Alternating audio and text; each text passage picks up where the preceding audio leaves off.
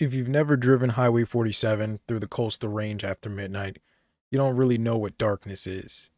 It's not just that it's dark, it feels heavy. The trees out there don't just sit on the side of the road, they lean over the asphalt like they're trying to lock the fog down. On a Tuesday night around 2 in the morning, you can drive for miles without seeing another pair of headlights. It's just you, the hum of your tires, and thousands of acres of absolute nothing. I was cutting across the mountains after a brutal double shift at the mill. My head was pounding, my eyes were burning from the dashboard lights, and my old Ford was on its last legs. The battery light had been glowing a faint, angry red for the last half hour. But out there, you don't pull over. There are no gas stations, no diners, just the timberline and whatever might be watching from the logging trails. And then everything went dead. The truck didn't just stall, it had a complete electrical stroke. Total blackness, the kind of dark that makes you feel like you've suddenly gone blind. I just coasted to a stop by momentum, the tires crunching onto the soft mud of the shoulder. I sat there for a long minute, just listening to the engine block ticking as it cooled down. My phone was in the cup holder. I picked it up, and the screen cast this harsh white light across my face. No bars, not even for an emergency call. I knew there was a logging staging area, just a gravel lot where they park the heavy equipment and keep a small security trailer, about 3 miles up the road. Staying in a dead truck until the logging crew shows up at dawn wasn't an option. The cold was already creeping in through the floorboards, that damp, bone-chilling Oregon air that sinks straight into your bones. I fished around in the glove box until my fingers wrapped around my heavy mag light, a solid bit of aluminum. The air outside tasted like iron and wet cedar. I clicked the flashlight on, the beam cutting a sharp yellow tunnel through the drifting fog. The mist was thick, swirling in front of the lens. I pulled my jacket tighter around my neck and turned my back on the truck and started walking up the white line on the road. When you're walking down a blacked out highway alone, your brain starts playing tricks on you. Every shadow looks like it's moving. Every snap of a twig sounds like a gunshot. I kept my head down, focusing on the white paint of the fog line, trying to keep a steady pace. I've been walking maybe 20 minutes when the rain finally started to ease up, dropping to a miserable drizzle. That's when the woods went completely quiet. No frogs, no crickets, no wind through the needles, just the sound of my own boots. I stopped. Out here, you expect deer, maybe a bear. I swung the beam of my flashlight toward the tree line, expecting to see a pair of eyes bolt back into the thicket. But that's not what happened. The light caught them.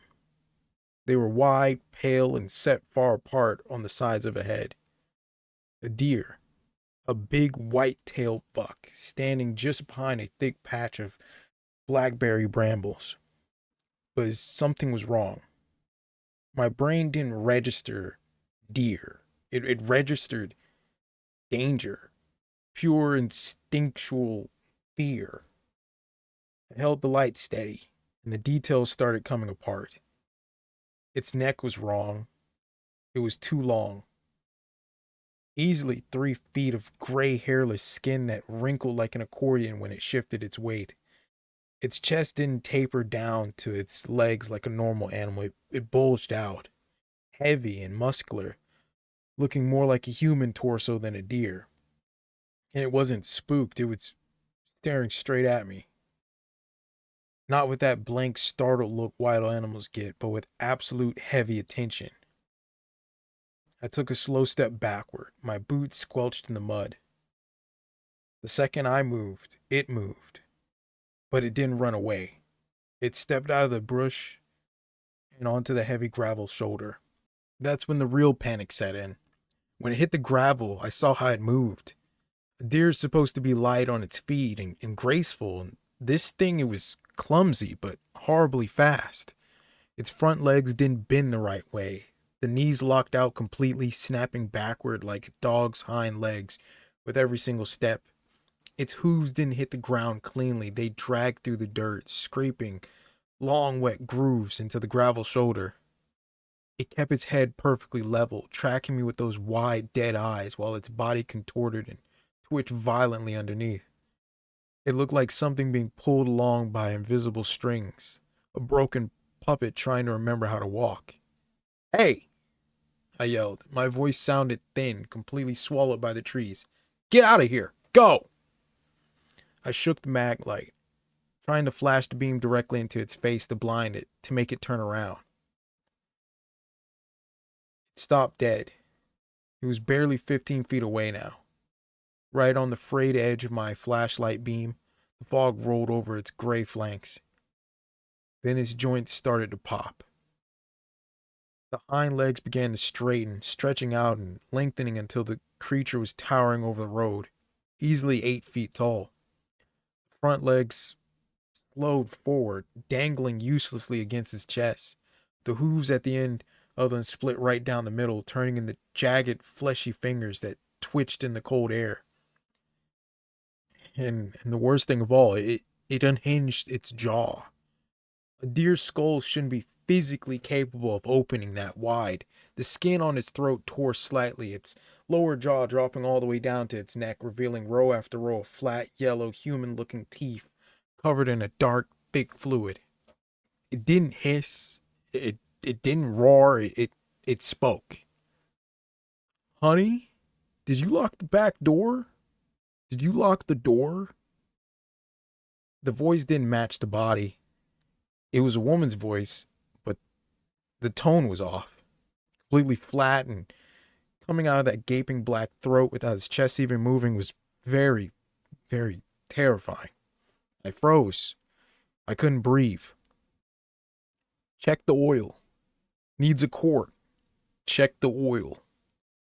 He was just throwing out random stolen phrases, pieces of old conversation it gathered from somewhere out in the woods, playing them like a broken record. I took another step back, and a twig snapped under my heel. The creature's head jerked. The mouth widened even further, and it let out a chaotic scramble of voices all overlapping at once. A child crying, a hunter yelling, a radio announcer talking about the weather. "Take the next left. Dinner's ready. Oh God, wait. Did you lock the door?" I turned and I ran. I didn't care about the flashlight beam anymore. I just sprinted up the white line of the road. Behind me, the sound was horrific. It wasn't just hooves, it was the constant wet cracking of its bones rearranging themselves every time it hit the ground to keep up with me. And it was gaining. The rotten smell of copper and old iron was getting thicker in the air, blowing right past my shoulders. I could hear it dragging itself over the concrete, over the asphalt, right on my heels. My lungs were burning, completely raw from the freezing air. Every stride felt like my legs were going to snap right out from under me. Up ahead, through the thick, swirling curtain of fog, I finally saw it. The faint yellow halogen glow of the logging staging area. A chain-link fence, a couple of massive yellow log loaders sitting like sleeping mammoths, and a small aluminum security trailer with a single light on over the door. I didn't slow down. I threw my weight against the heavy chain link gate, scraping my shoulder raw as I squeezed through the gap in the barrier where the chain had slackened. Behind me, the chaotic scraping sound stopped right at the edge of the tree line. It didn't follow me onto the gravel immediately. It stayed in the shadows, watching. I scrambled up the metal steps of the trailer, my boots slipping on the wet iron. I pounded on the door with both fists, screaming at the top of my lungs. "Open the door! Open the door!" A deadbolt threw back inside. The door swung open, and an old night watchman named Pete stood there. He was wearing a faded flannel shirt, loading a 12-gauge shotgun, looking at me like I was a complete lunatic. I didn't say a word. I just shoved past him, grabbing the brass handle and slammed the door shut behind me, twisting the deadbolt until my thumbs were raw. Pete was yelling at me, his voice echoing in the small, cramped space of the trailer. He was asking what the hell was wrong. If I was being hunted by a cougar or a pack of coyotes. I couldn't even answer him. My throat felt like sandpaper. I just dragged him by the sleeve towards the narrow plexiglass window and I pointed out into the dark. We stood there in the dark of the trailer looking out into the fog. Pete clicked off the small desk lamp, plunging us in the shadow. For a long time, there was nothing. Just the rain hitting the gravel outside and the smell of Pete's stale coffee. Then the halogen light over the yard flickered. Right under the edge of the light, just beyond the chain link fence, the silhouette emerged. It had dropped back down on all fours, but its posture was completely ruined. Its spine arched upward in a jagged, unnatural hump, and its long, wrinkled neck hung so low its chin was practically scraping the dirt. It was moving slowly along the fence line, dragging those front hooves, leaving dark, wet streaks in the gravel. Pete went totally still beside me. Anger completely left his face, replaced by a pale, hollow stare, a sense of understanding of the dread that I felt earlier. I heard the click of his shotgun safety coming off, but his hands were shaking so bad the barrel was tapping a frantic rhythm against the window frame. The thing stopped. It didn't try to climb the fence. It didn't try to break the door down. It just turned its head sideways, a full 90 degrees, snapping softly, looking directly up at the trailer window with those glassy, unblinking eyes. And then its jaw dropped open again, hanging loose like a broken hinge. It didn't use the woman's voice this time. It didn't use the radio static. It used Pete's voice. It was the exact gravelly, tobacco-stained tone of the night watchman, but completely flat, mimicking what Pete had just said to me minutes before. What the hell is wrong? Is it a cougar? What the hell is wrong?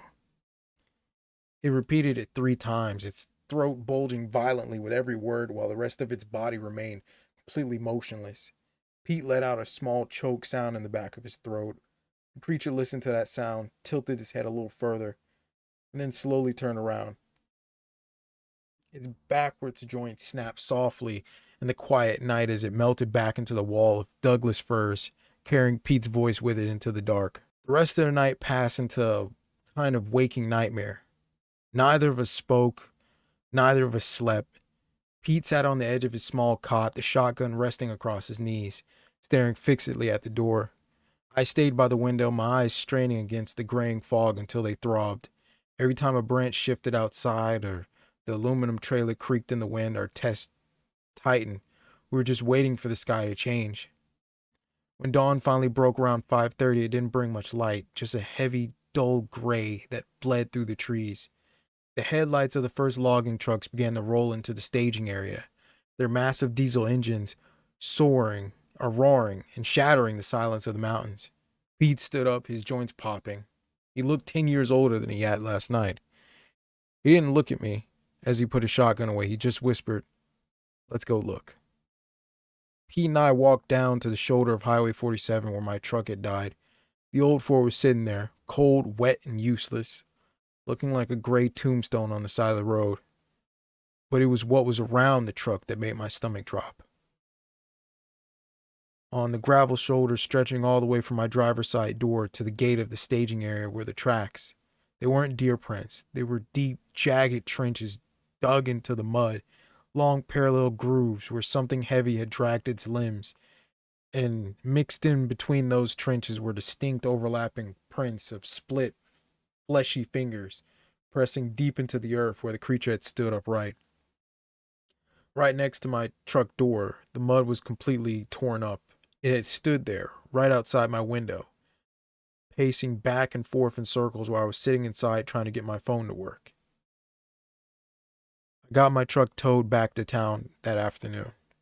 The mechanic told me the alternator had suffered a catastrophe. But I didn't care. I didn't care about the truck anymore. I sold it to the scrapyard 3 days later for a fraction of what it was worth. I couldn't stand to look at the mud still caked under the wheel wells. I don't work the double shifts at the mill anymore. In fact, I quit that job entirely. I took a pay cut to work a graveyard shift at a warehouse in the city, where the lights are bright, the walls are concrete, and the only sound is the hum of forklifts. Pete retired 2 weeks after that night. Last I heard, he moved down to Arizona, somewhere in the middle of the desert where there aren't any trees for miles. We never talk. We don't email. There's nothing to say. Because both of us know the truth now. We know that out there, past the white line of the highway, the woods aren't just empty space. Something is out there in the timber. It's standing on two legs, bending the wrong way, and it's practicing your voice and just waiting for your car to die.